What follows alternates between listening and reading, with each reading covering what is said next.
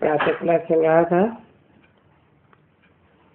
6 जनवरी 1969। सोमवार को तीसरे पेज की मध्याह्न में बात चल रही थी पुरानी दुनिया के कमांडर्स और नई दुनिया के कमांडर्स। पुरानी दुनिया की लड़ाई और नई दुनिया की लड़ाई। और ये नई दुनिया की लड़ाई के लिए है फिर वंडरफुल लड़ाई माया से। अरे बच्चे, कोई दुनिया में जानता ही नहीं है एकदम इस बात को, ये माया से कोई लड़ाई लगती है। देखो गीता में क्या लिखा हुआ है। क्या माया की लड़ाई दिखलाई है? क्या असुरों और देवताओं की लड़ाई? बात तो कहते हैं असुरों और देवताओं की लड़ाई।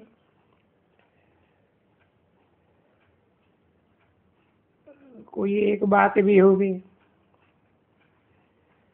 असुरों और देवताओं की लड़ाई। वहां लिखते हैं कौरवों और पांडवों की लड़ाई।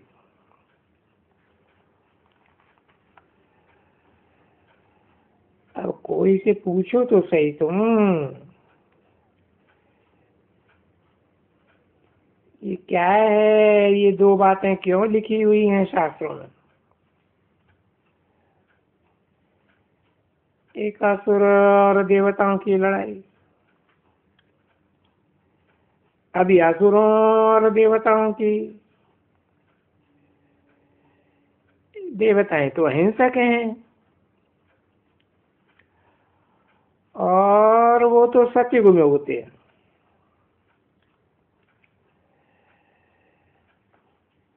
उनकी लड़ाई अभी कलयुग में कैसे किसके साथ होगी?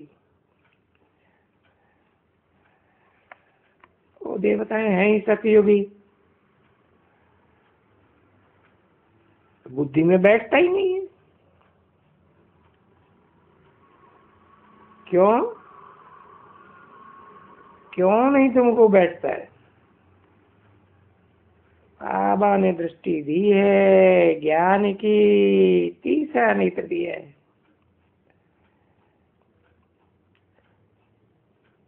तो भी नहीं बैठते। नहीं तो ये सभी यही समझते हैं, ये देवताएं कलयुग में कहां से आए?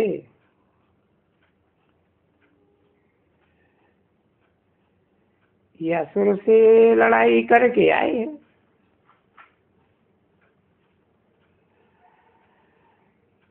अभी असुरों से थोड़े ही देवताओं की लड़ाई हो सकती है। कितना अंधेरा है। और फिर भी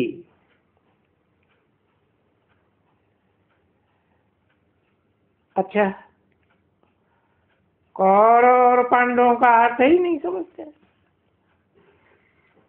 कौरव किसको कहा जाता है, पांडव किसको कहा जाता है? शास्त्रों में तो लिखा हुआ है, जो लिखा हुआ है बस वो ही पढ़ते रहते हैं। कभी भी उस बात पर विचार नहीं करते, विचार चलता ही नहीं।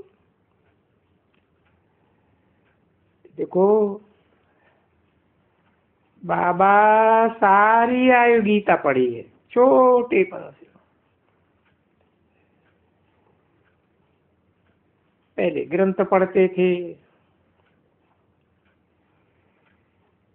ये सब जप साहब, हरदास, ये सुखमणि, ये सारा ग्रंथ याद नहीं है, बाकी पढ़ा जरूर है। अखंड पाठ किया जाता है ना बच्चे, तो सारा तो नहीं पढ़ेंगे। हाँ, थोड़ा थोड़ा बीच बीच में से जब समय मिलता है तभी थोड़ा पढ़ लेते हैं, परंतु पिछाड़ी में मुख्य गीता, तो गीताएं देखते हैं, पता है जबकि ये ज्ञान मिल रहा और मैंने देखा कि ये गीता में क्या लिखा हुआ है, लड़ाइयाँ बड़ाइयाँ, ये सभी क्या बात है। कृष्ण भी तो नहीं है, ये तो बाप है।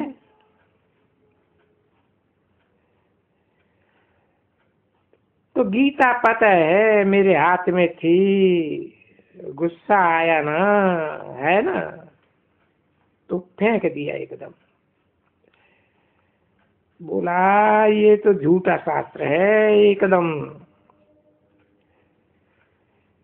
इसमें कुछ है ही नहीं। इतना गुस्सा लगा उस समय में। कौन था? बाप था ना इसके अंदर, ये नहीं था, इसको इतना ज्ञान नहीं था, बाप था इसके अंदर। तो इस द्वारा उन शास्त्रों को फेंक दिया एकदम। बोला हम कभी इसको हाथ नहीं लगाएंगे,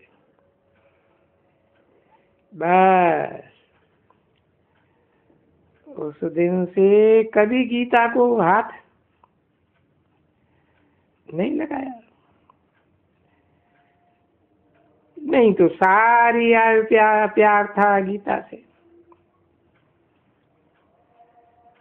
अरे कैन में बैठते थे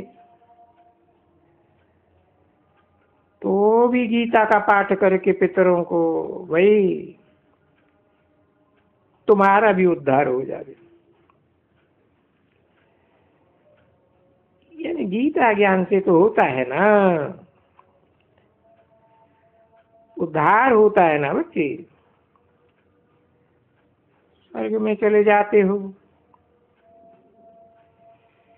ये सभी उसमें लिखा हुआ है कि अगर अपने जो मर गए हैं उनके निमित्त भी थोड़ा देंगे तो उनका भी उद्धार हो जाएगा, है ना। रोज वो बैठ करके पढ़ करके वो पित्राय नमः फलाना नमः टिया नमः, तो कितना ध्यान। देखो इसको अधियारा कहेंगे ना। बाप कितना ज्ञान का सोझरा देते, और देते किसको है ये सोझरा? आत्मा को देते। वो शरीर को तो कुछ चीज ही नहीं है जिसको सोझरा मिले। आत्मा बिगड़ तो कुछ है ही नहीं।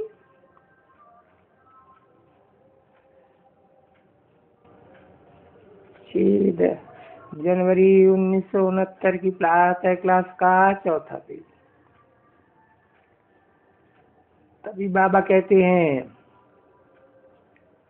तुम अपन को मीठी मीठी आत्मा समझो, देभान छोड़ो, आत्मा समझो, और बाप को बहुत याद करो। वेद का बाबा है। भक्ति मार्ग में भी हम उनको याद करते थे, और ये कहते थे कि आएगा तो फिर हम बलिहारी जाऊंगा। था नहीं। इससे सिद्ध है कि वो सर्वव्यापी तो नहीं है ना। ये कहते थे कि आएंगे, जब आएंगे तब हम बाहर ही जाएंगे। पर आएंगे कैसे और हम कैसे बाहर जाएंगे, वो थोड़े ही कुछ कह सकते हैं, पता ही नहीं। बाकी कहते जरूर थे। वो देखो, अभी जब आए हुए हैं तो बरोबर तुम जान गए हैं बाप को बिल्कुल अच्छी तरह से। जैसे हम आत्मा निराकार है, तैसे ये भी आत्मा निराकार। और जैसे हम आते हैं यहाँ, गर्भ में आते हैं, और वो तो आए हैं अपने, उनका तो अलौकिक जन्म जिसको कहा जाता है। और बैठ करके तुम बच्चों को देखो कैसा अच्छी तरह से पढ़ाते हैं। और ये भी तुम बच्चे खुद जानते हो कि ये वही है, ऐसे कहते हैं ना। बाबा भी कहते हैं तुम वही बच्चे हो, और बच्चे भी कहते हैं आप वो ही बाप हैं, जो हमको कल्प कल्प आकर करके और बाप का हम बनते हैं। बाबा बाबा हम कहते हैं, और हम भी बच्चे बच्चे कहते हैं। देखो सिद्ध होता है ना। हम कल्प कल्प ऐसे ही कहते रहते, और फिर ये भी जानते हो कि बरोबर टीचर भी हमको पढ़ाते हैं राजयोग। ये बुद्धि में है कि राजयोग कभी कोई सिखला ही नहीं सकते हैं सिवाय बाबा के। ये तो निश्चय है ना बच्चे। तो जब कोई राजयोग सिखला रहा है, विश्व का मालिक बनाए रहता है, ये बनाते हैं, तो पहले ऐसे बाबा का बने, फिर उस टीचर की ही शिक्षा लेना अच्छी तरह से, है ना। तो ये सब बुद्धि में रहना चाहिए बच्चों को, और अंदर में खुशी होनी चाहिए, गदगद होना चाहिए। अगर कोई छी हो पढ़ते हैं ना, तो उसको गदगद आएगी ही नहीं। कितना भी कोई मत्था मारेगा ना, वो आएगा ही नहीं उनको खुशी। यानी छी है ना। फिर भी यहाँ आकर के फिर भी छी बनते जाते हैं ना, जा करके चले जाते हैं। कोई उनका पता थोड़े ही है। हमारे जात भाई नहीं होते हैं। हमारी तो सरनेम, अभी सरनेम का ख्याल करो, दुनिया में कितने सरनेम होते हैं, अग्रवाल फग्रवाल, ये वो कितने सरनेम होते हैं, और हर दर्जे के होते हैं ना। तो देखो सरनेम कितना बड़ा है, शिववंशी। अरे फिर सरनेम चाहिए ना बड़ों का, कि बड़े से बड़ा है ग्रेट ग्रेट ग्रैंडफादर ब्रह्मा, कभी कोई को भी याद नहीं करते हैं, कोई को भी जानते ही नहीं है एकदम। शिव बाबा को तो ढकेल ही दिया है, और ब्रह्मा को तो इनको कुछ पता ही नहीं पड़ता है, जरा भी नहीं। भले चित्र भी देखते हैं, ब्रह्मा विष्णु शंकर, तो ब्रह्मा को ले गए सूक्ष्म वतन में, उनकी कोई बायोग्राफी नहीं, कुछ भी नहीं। क्यों? कि सूक्ष्म वतन में प्रजापिता ब्रह्मा कहां से आएगा भला, वहां क्या करेगा? सारी प्रजा का पिता, तो वहां प्रजापिता कहां? सूक्ष्म वतन में रचेगा क्या? वह अडॉप्ट करेंगे क्या? हम कोई सूक्ष्म वतन में थोड़े ही बैठे हुए हैं जो वहां अडॉप्ट करेगा। बस इनके सिवाय और ब्रह्मा का कोई को भी कुछ पता नहीं है। जैसे बस ब्रह्मा विष्णु शंकर, हाँ प्रजापिता कह देते हैं, बाकी कोई उनकी पूरी बायोग्राफी, जीवन कहानी कुछ भी कोई नहीं जानते। कहां से आया ब्रह्मा वाला, वो भी नहीं जानते। तुम बच्चे तो जानते हो ना, बाप ने समझाया ना बच्चों को अच्छी तरह से कि ये मेरा रथ है, और ये रथ भी मेरा कौन सा है, बहुत जन्म के अंत के जन्म के भी अंत में मैं उनका आधार लेता हूं।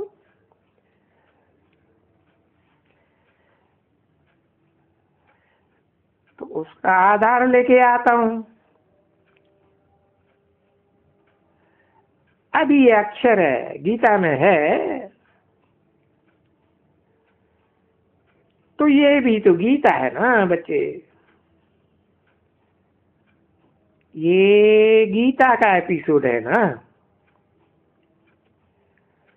पुरुषोत्तम संगम युग उसको ही कहेंगे गीता का एपिसोड, जिसमें राजयोग की कहानी है बरोबर, और परमपिता भी है, क्योंकि पतित से पावन बनने का दुनिया में कोई भी साधु संत महात्मा से कभी नहीं किसको कहेंगे कि अपन को आत्मा समझो, देश है चाहिए, छोड़ बाप को याद करो तो तुम्हारा पाप कटे। ऐसे कभी कोई महात्मा जो गीता पढ़ते हैं, जहाँ हजारों आते हैं, कभी नहीं उनके मुख से निकलेगा ये जाकर के कोई भी पूछे कोई रथ है,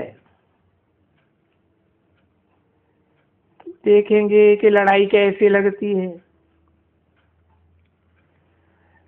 ये समझते भी हो बुद्धि से, और ये भी बुद्धि तुम्हारी निश्चय करती है हम देवता बनते हैं।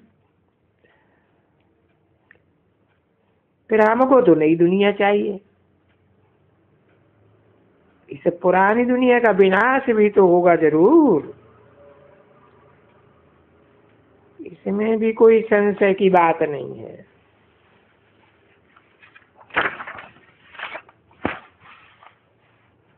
हम अपनी दुनिया में, जो नई दुनिया हम श्रीमत पर स्थापन कर रहे हैं, 6/1/1969 की प्रातः क्लास का 5वां पेज। तो ये तो नहीं कहेंगे बाबा स्थापन करते हैं। नहीं, बाबा कोई पतित थोड़े ही है जो पावन बनने के लिए योग लगाए करके और ऐसा करते हैं। नहीं, बच्चे करते हैं। बाबा कहे मैं कुछ नहीं करता हूं, मैं तो अकर्ता हूं, मैं तो तुम बच्चों को सिखलाने आता हूं। और बाबा बच्चों कहते हैं मैं तुम्हारी सेवा में आकर के अपने परम धाम से उपस्थित हुआ हूं।